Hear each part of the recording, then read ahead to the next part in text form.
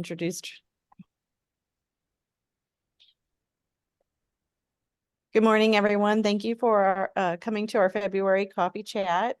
I'm really excited to introduce our next speaker, and it's Traci Barkley, and she is you have to say it is a Sola Gratia farm. Oh, okay, I was right. Sola Gratia. She's farm director there, and I'm going to let her introduce herself. She has a really interesting background, and thank you for speaking with us today, Traci. It's my pleasure. I'm happy to be with you this morning. I come from a long line of family farmers from Iowa, central Iowa, and grew up seeing both of my grandmas do very important parts of the farm work and not getting enough credit for it. So I'm really pleased to see women's ag groups formed and active because women play such an important role in farming. And now I'm, fast forward a couple of decades, I'm now director of Sola Gratia Farm,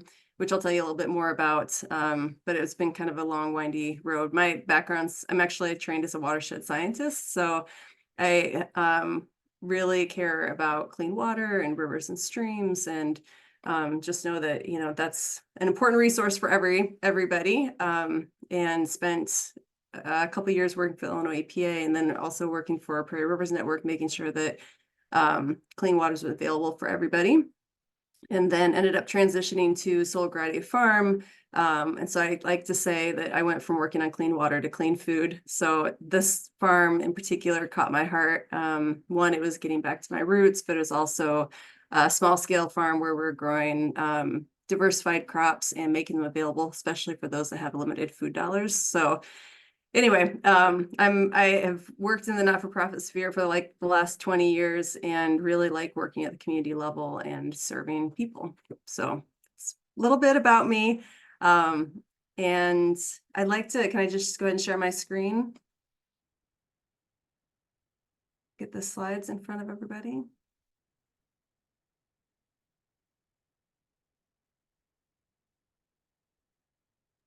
Okay, can you see that? Yep. Great. Okay.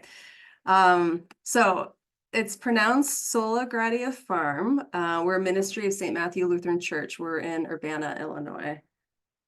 So we follow organic practices and have since 2012 when we were started. Our county actually has a higher food insecurity rate than Cook County, which is where Chicago is. And so this land used to be in corn and beans, and the church would take the proceeds from the sale of those crops, and we're sending them overseas to a World Hunger Relief Fund. So the church has a long history of hunger relief and serving folks that are struggling. But they partnered with a group called Faith in Place that works with faith-based, churches, houses of worship, to become good environmental stewards and improve their service to folks in need. And they started looking at the original 4 acres of our farm and said, what would happen if you just grew food for people in our own community? And so then this idea of a community farm was born, with the mission of donating at least 10% of everything we grow to those in need in our community. So our mission actually is 3-based, 3-part. 1 is making sure that we're addressing food insecurity, 2, that we're following sustainable farming practices, and 3, that we're building community all the while. So we are not-for-profit. We've since expanded, and now we're growing on 34 acres. So this is just a picture of where we are now. So in the lower left-hand corner is St. Matt's, and this is where we have our original 4 acres. We also have a greenhouse and 2 high tunnels on the campus of St. Matthew Lutheran Church. So we are an urban farm, totally within city limits within Urbana. We did farm this 5 acres to the north for 5 years. That was recently purchased by the city of Urbana for a fire station, so we're no longer on that land. And then we were farming the 6 acres in the north that are behind a Methodist church and then a funeral home.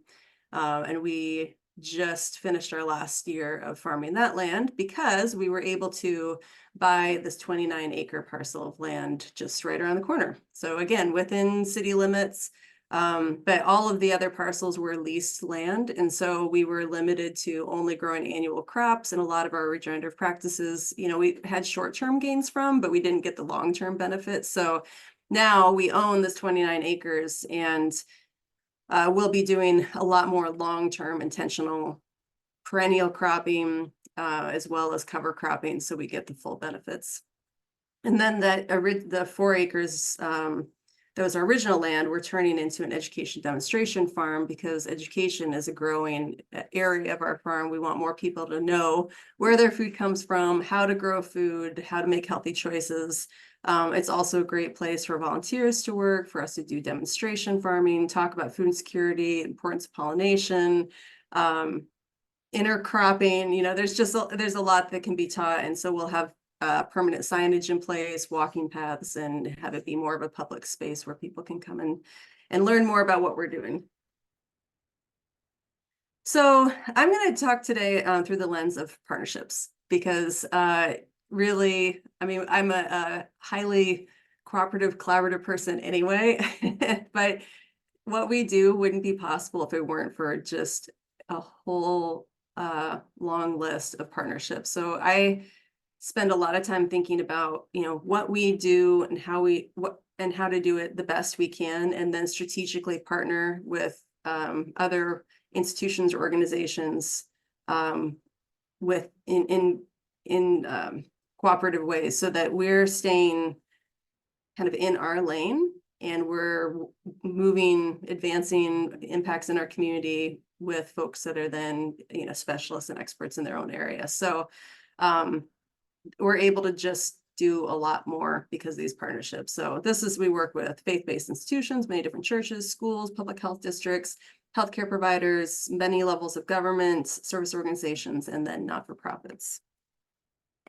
And so because of these partnerships, we have a much better understanding of who we're serving. So we know what types of foods people want, what sizes, what are the best distribution networks, how we're helping support people in making those healthy eating choices, stretching their food dollars, trying something new, sharing recipes. We are making sure that we're really efficient. So we're working, I know I'm preaching to the choir here, but, food safety is really important to us, and getting high quality, nutritious, nourishing food at its peak. We want anyone who's getting our produce to get it at its best. So by having these partnerships in place, we're really creating short supply chains and making sure things are moving quickly so that the end user gets the best product. We're transferring knowledge and skills. So we have 25 people that work at Sola Gratia Farm, and about half of those folks, well, 2/3 of those staff members are seasonal. And so we're also in a campus town, so we have a certain amount of folks moving through our operation, but everyone that works for us is learning food production skills, also organic practices, food safety, marketing skills. And so that, to send that out in the world, a lot of those folks are then starting their own farms, working at their farms, working at community gardens, or maybe just gardening for themselves. So it's awesome that we're able to transfer some of those skills. Those partnerships make us more stable and sustainable. And what I really want to see more of, I think we have a really beautiful, brilliant model that's working well, and I want to see it replicated. There are a lot of churches that have extra land that they could put into food production, or they could plant with fruit trees or nut trees. Churches, there's a lot of people that would love to volunteer and have more hands-on experience in walking the walk.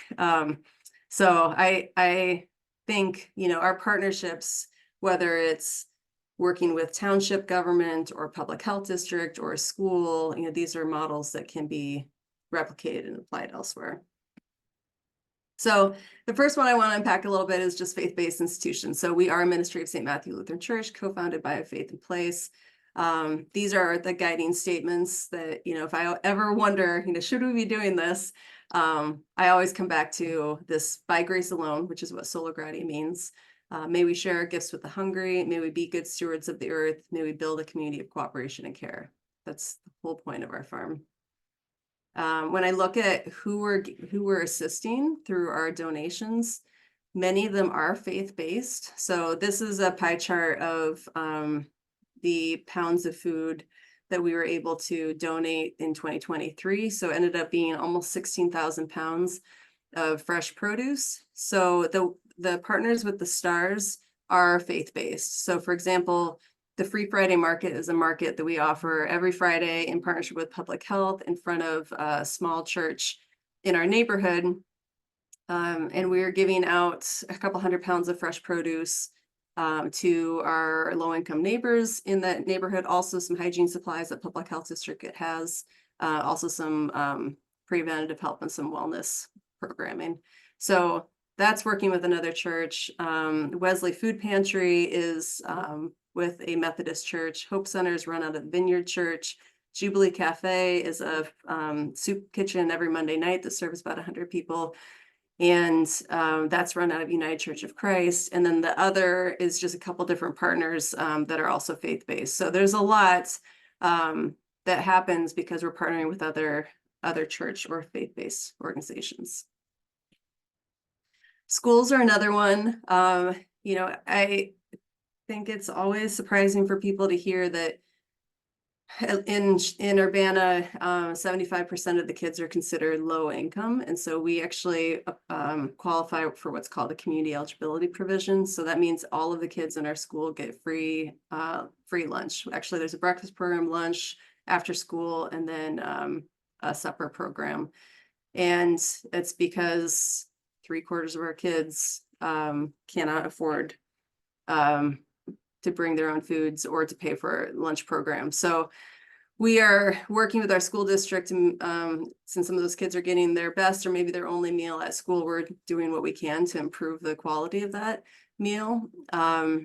We also are right next door to Head Start preschool, so it's super fun that the kids, when they're out on recess, are like, you know, hanging on the fence watching us farm.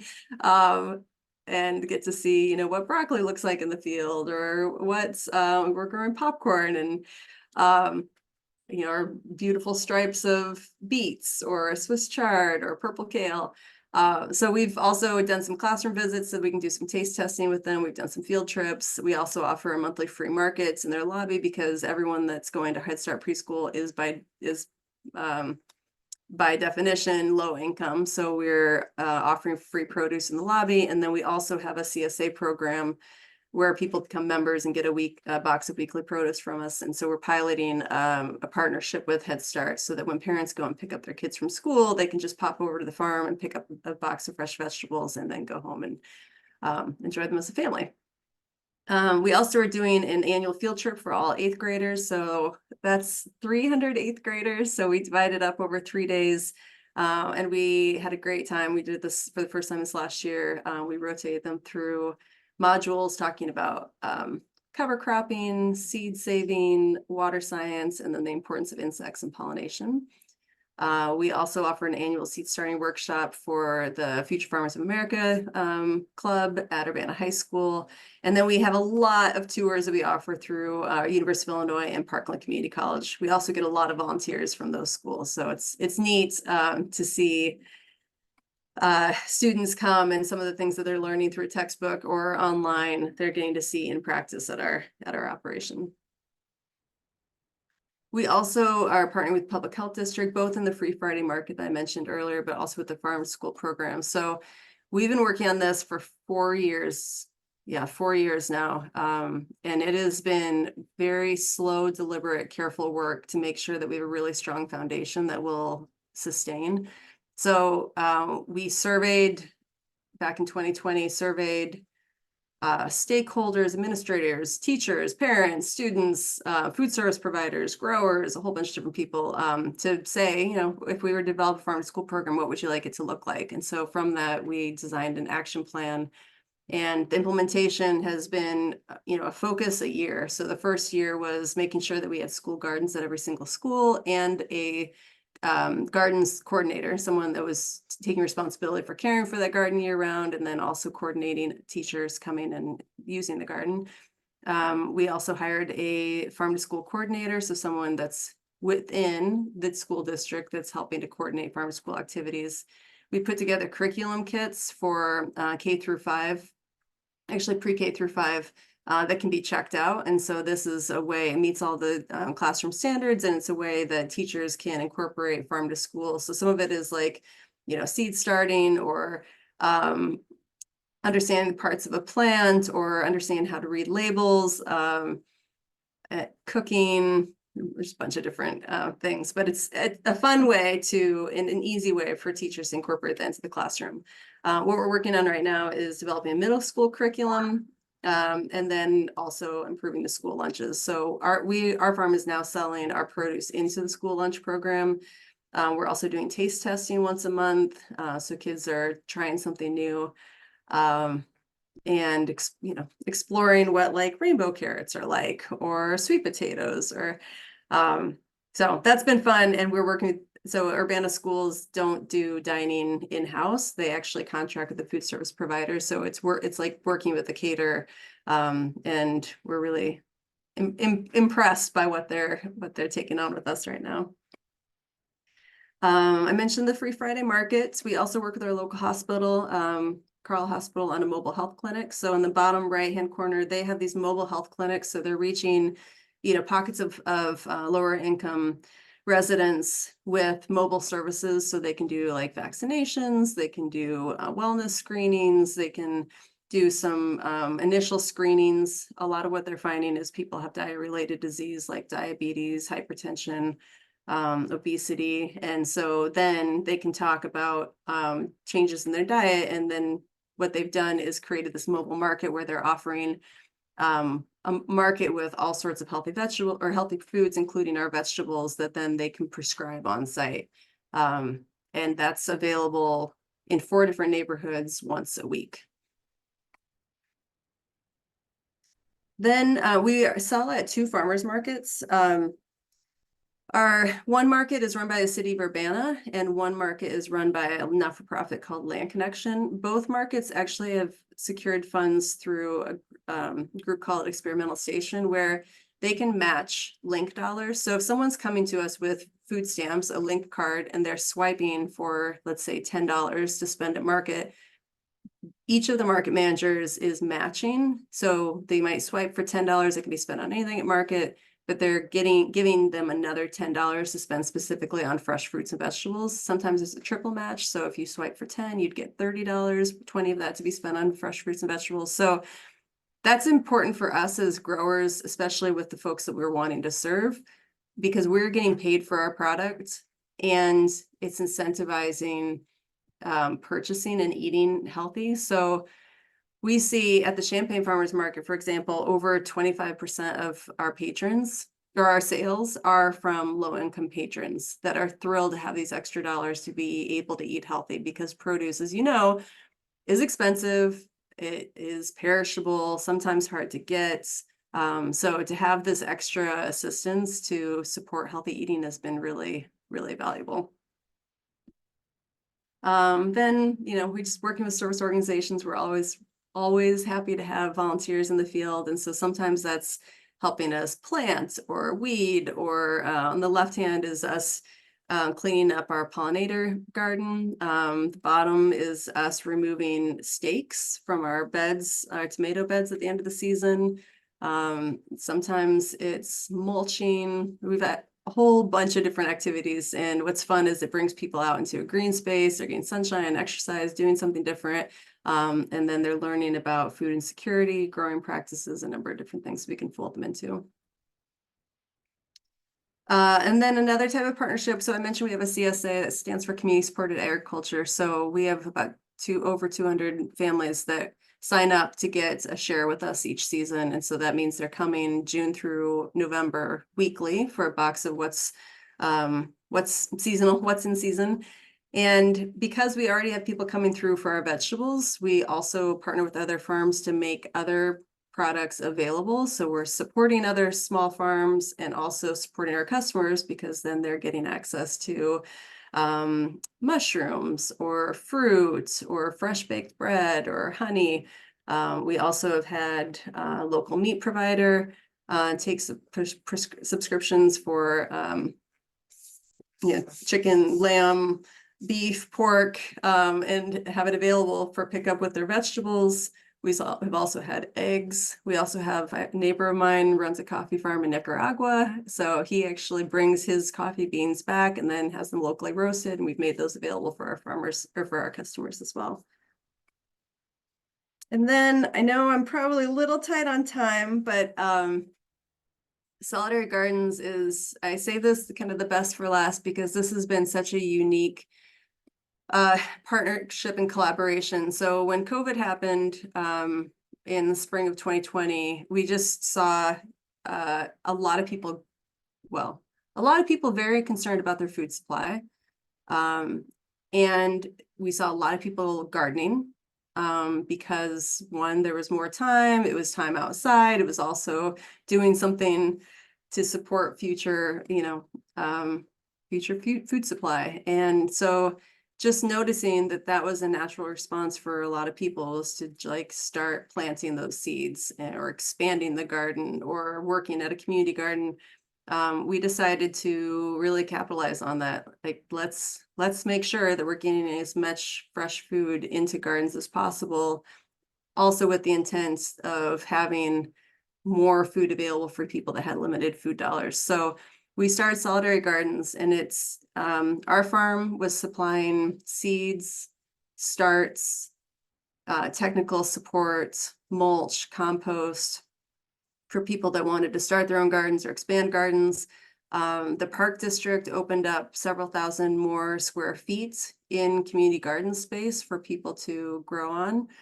Their Urbana Free Library had just opened up a seed library, and so they were getting more and more seeds out into the community.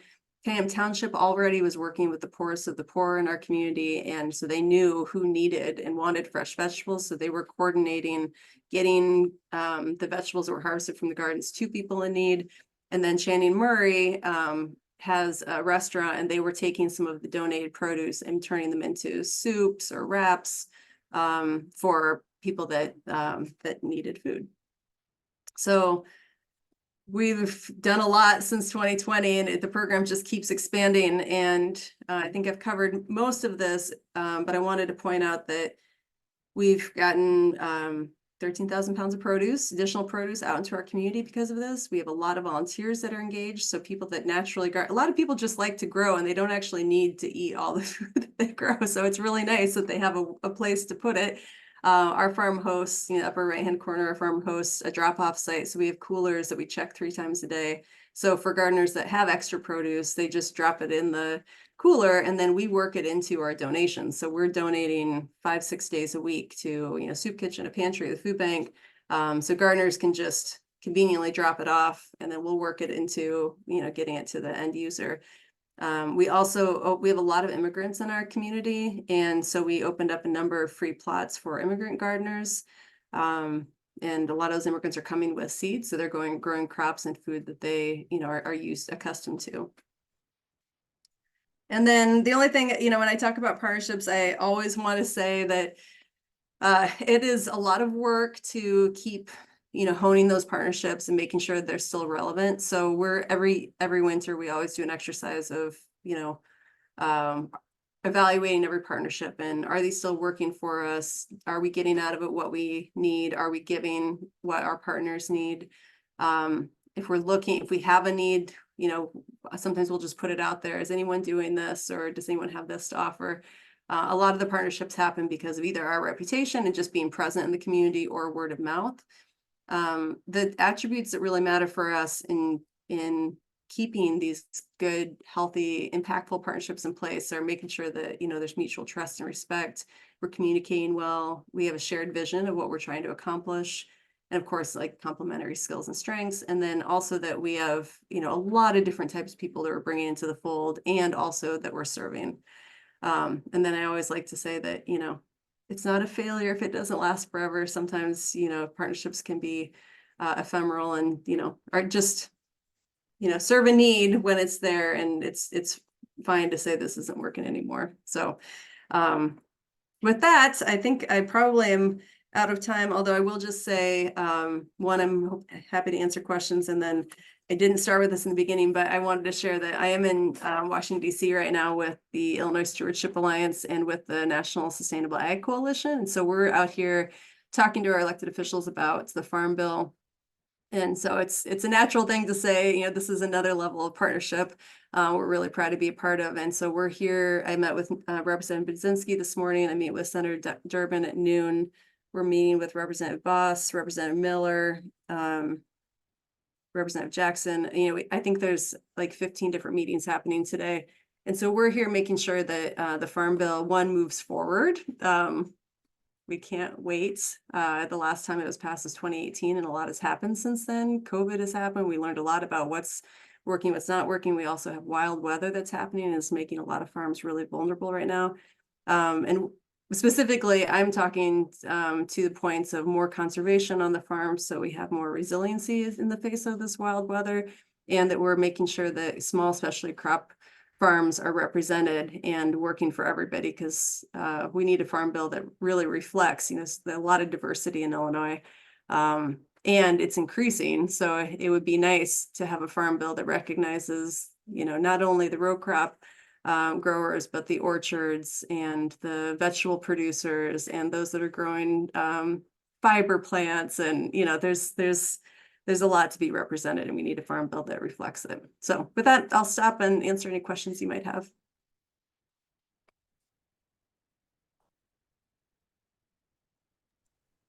What a great presentation. I really enjoyed just hearing all that you're doing for that community, and just how it organically kind of grew, and you know, found opportunities where, you know, as they came about. So I just thought that was a really neat presentation.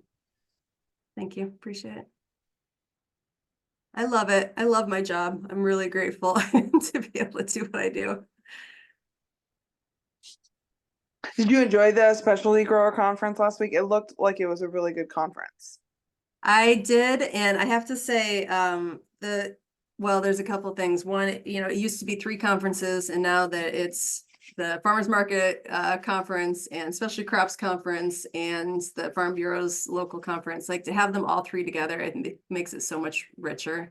I'm so glad everybody there, and it's just I go every year. It's fun to see familiar faces. I always learn something new, and I just think it's getting better and better. And I think a lot of that is because Regala with the Illinois Farm Bureau, Yeah, just awesome. So yeah, I did have a good time. Any other questions? I don't know who else is on the line, so I'm not sure who I'm talking to in terms of types of production or what part of their state you're representing. well, I'll introduce myself just so you kind of have a feel. So I'm Gail Baker. I am an agricultural engineer, and so I work a lot with livestock, manure, regulations, that kind of stuff. Neat. I'm Deb Sculp, and I'm an ag lender. So I'm in the banking world. Did I hear banking? Yeah, she's a lender. Okay, wonderful.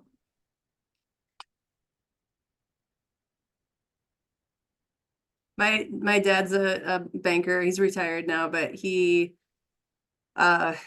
specifically farmed to lend to, or he banked to lend to farmers. And in fact, he ended up with some friends starting a community bank in Iowa, because banks were just getting so big, and so he just felt so far removed from who he wanted to be serving.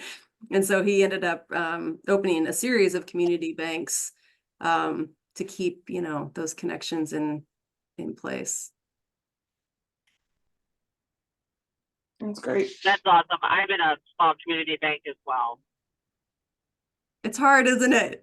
The system doesn't want to support community banks. No, we're up against a lot with regulations, but we have a lot of organizations that fight hard for the small business banks. So, you know, I feel the same way with farms. I mean, that's why I'm here in DC, because I feel like there's a lot of regulations that are for much larger operations that it's really hard for a farm like ours to manage. And it's the same thing with banks. It's really onerous, but there's so much that's possible at the local and community level. So it's, you know, I want to stay here. I want to stay at this point. But, you know, when we're looking at like, for example, we want selling into this school district, we can sell direct to the school, but if we go through a distributor, it requires GAP certification, which we meet. You know, when I look at the criteria, it's all about food safety and we meet the criteria, but we don't have the money or the time to pay for the certification and to bring a third-party auditor onto our farm every single year. And so it's something that I want to talk more and more about, because I really would love to see a set of standards and certifications that, you know, works for a small farm like ours, because they're designed for the much larger ones. And what it means is then we miss out on opportunities to make those community connections. Fortunately, our school district is willing to take the time to work directly with the farm, but like it's more work on their part. They can't buy everything they need from us. It's going to be us and, like, you know, if they want to buy direct, it'll be like us and 15 farms, which it's a lot easier for them to just place one order with a distributor. But as long as the distributor has that high level of GAP certification, they're only going to be buying from much larger operations that are probably nowhere near the Midwest.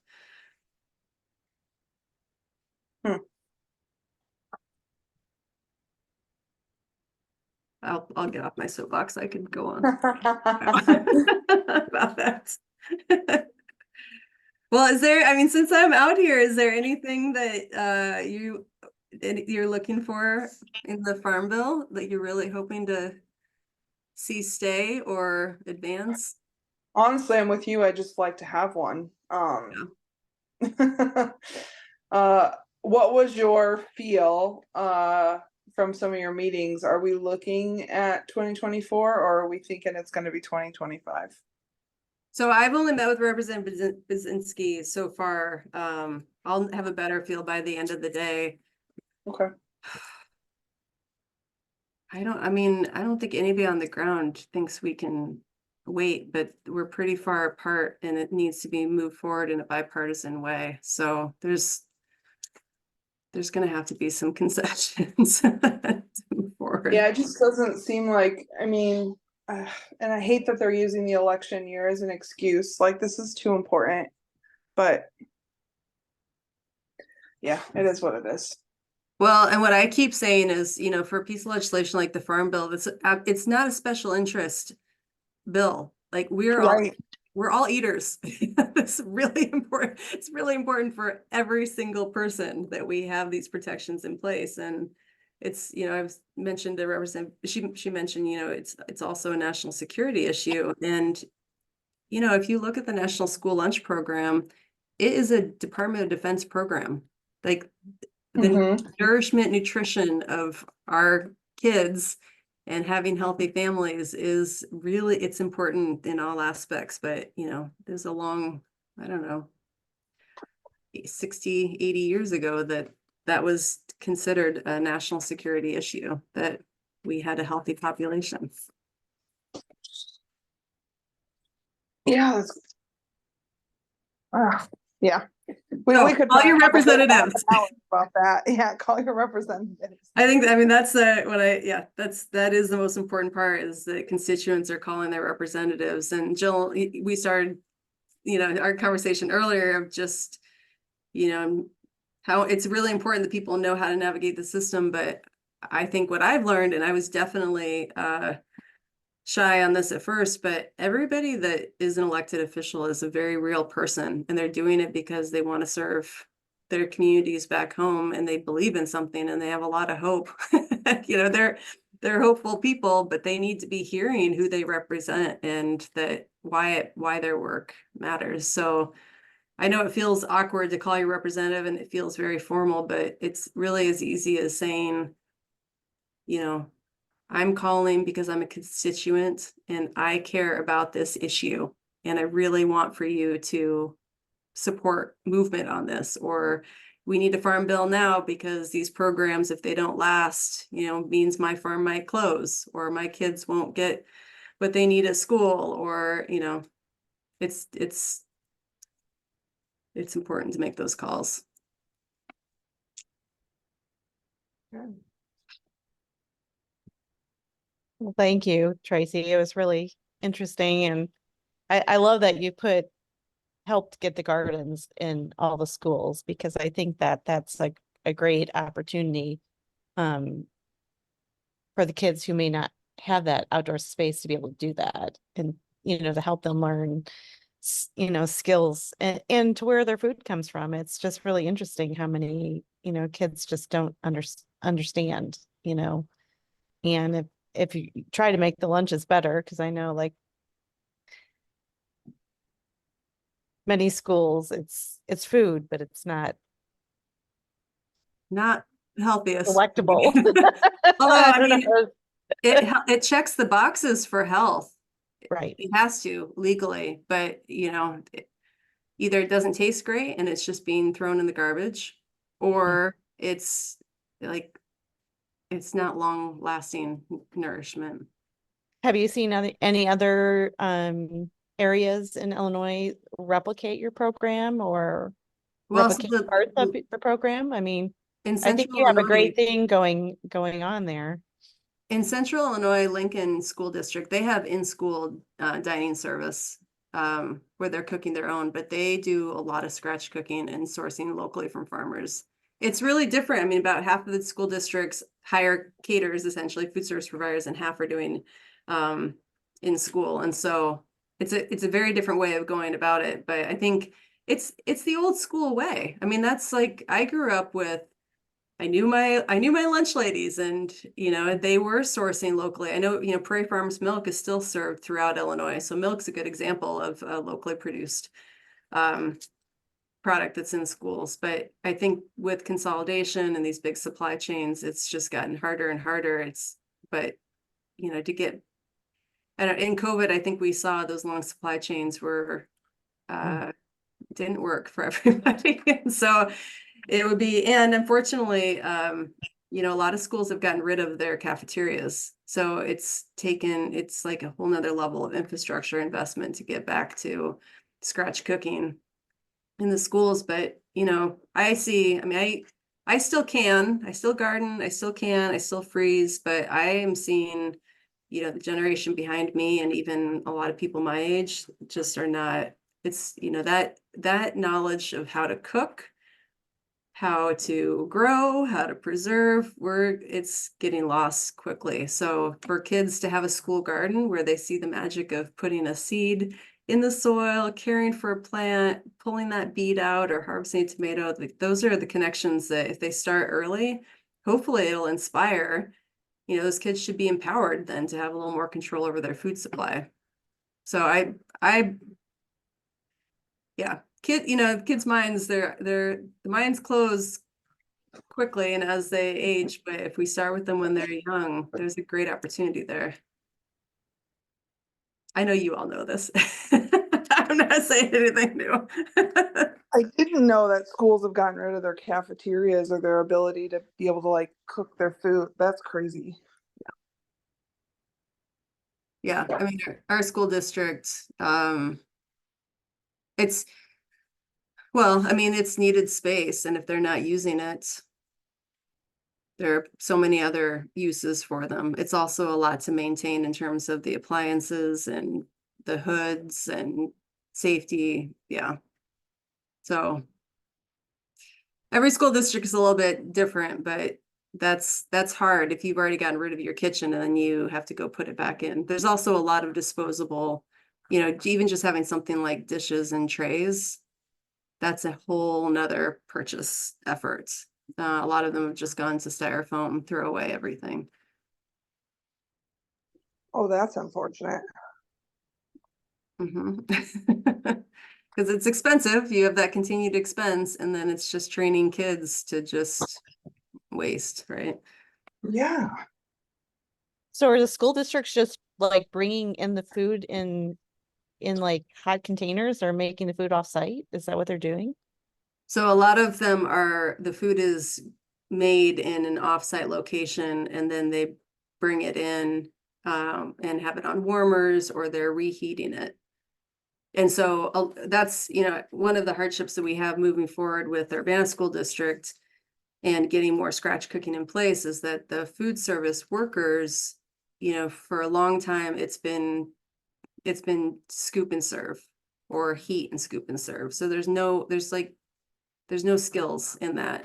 And so then when you ask a food service provider to then, instead of opening a bag of shredded carrots or already cut carrots that then just need to be, heated, it's a much different thing to then say, here is a whole carrot that needs to be peeled and chopped and washed. And, there's like extra steps. And so one, it's more time, and then you need more skilled labor or you need to train your staff to be able to do those things. But everything's just gotten to be where you just open and dump and heat, and yeah, it's gonna be a difficult transition. But in the long run, if the kids can see that the people that are serving them their food also cooked it, they're witnessing that, they're learning something. And I would have to believe that for the workers, that there's more of a sense of pride and ownership and, making something delicious and then serving it. So do you guys teach classes then on like canning and some of those, making jams or jellies? I mean, I think some of that is that there's no one to teach the next generations how to do that, to show them Yeah. how really easy it is to do that. So we don't do that. And that's that goes back to me feeling like we need to be really smart about what we're good at and what we do. So we're the producers, and we're teaching at Sola Gratia Farm.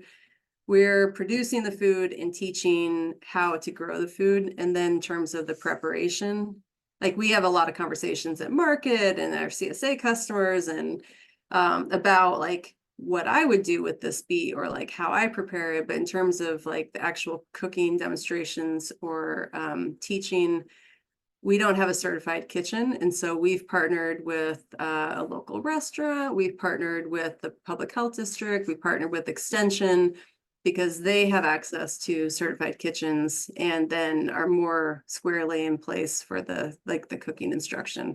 I wish there were more. There's been an effort, a conversation really for many years in Champaign-Urbana about how we need a community kitchen because one, teaching could happen, but if we had a large enough space, we could have people coming together and meal prepping, sharing the work and then leaving with healthful meals that then could be, put in the oven or put in the freezer for later. I think, and, you'd be community building, inspiring each other. It would be awesome to have a community kitchen here. And I think it would just be fun. And I think there's a lot of retirees that would really enjoy sharing what they've learned over their lifetime, whether it's, pickling okra or making jams or, casseroles that you can make 12 at a time. Or like my mom used to, when peaches were in season, when apples were in season, we just made like a dozen pies and would put them in the freezer and then we'd pull it out year round. And it was already pre-made pie. That was awesome. So it would be nice to share that with other people, but that is where the partnership comes in place. That's not something that we're going to do because we just don't have the kitchen. Well, it's great that you have the resources, but Yeah. I don't know if anyone else has any questions.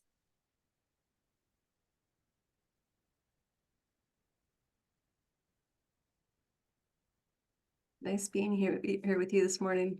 Well, thank you, Tracy, for your time. It's just great to hear about what people are doing in our state, and it sounds like you have a really wonderful program, and people in Champaign-Urbana are lucky, really Thank lucky you. to have that resource. So Appreciate it. If Thank- anyone's in town, come visit. We're easy to find. okay. Well, thank you. Everyone have a great day. So long. Hope the sun's shining where you are. Bye. Bye.